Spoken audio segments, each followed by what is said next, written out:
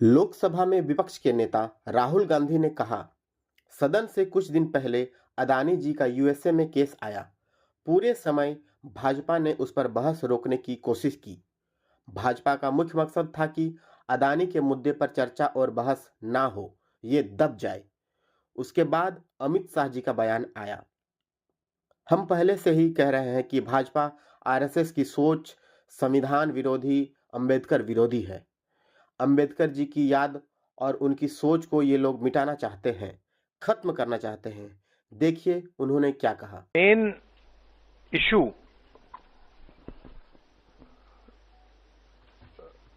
शुरुआत हुई पार्लियामेंट से कुछ दिन पहले। अदानी जी का वो यूएस में केस आया और पूरे टाइम बीजेपी ने उस पर डिस्कशन रोकने की कोशिश की। और बीजेपी की बेसिक स्ट्रैटेजी थी कि ये अदानी का जो मामला है इसकी कोई चर्चा ना हो, इसका कोई डिस्कशन ना हो, ये दब जाए। और शुरुआत में इन्होंने ये फुल टाइम इनका काम था, कभी कुछ डिस्ट्रैक्शन करते हैं, कभी कुछ डिस्ट्रैक्शन करते हैं। उसके बाद अमित शाह जी का बयान आता है और हम पहले से कह रहे हैं कि जो बीजेपी आरएसएस की सोच है एंटी कॉन्स्टिट्यूशनल सोच है, एंटी अंबेडकर जी की सोच है।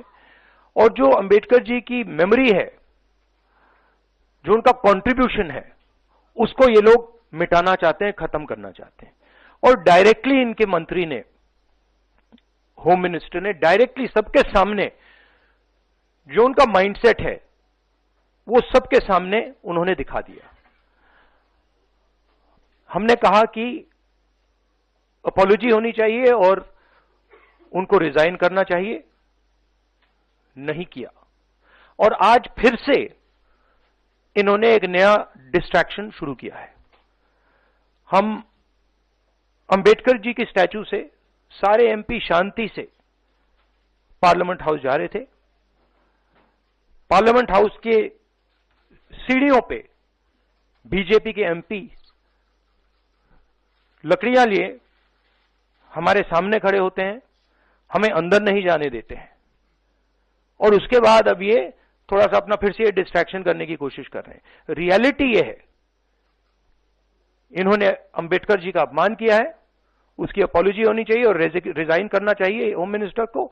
और जो मेन मुद्दा है जिसको ये मिटाना चाह रहे हैं, घुमाना चाह रहे हैं, मेन मुद्दा है कि नरेंद्र मोदी जी के मित्र अदानी जी के खिलाफ यूनाइटेड स्टेट्स में केस है, उनको वहां इंडाइट किया गया है और अदानी जी को नरेंद्र मोदी जी हिंदुस्तान बेच रहे हैं।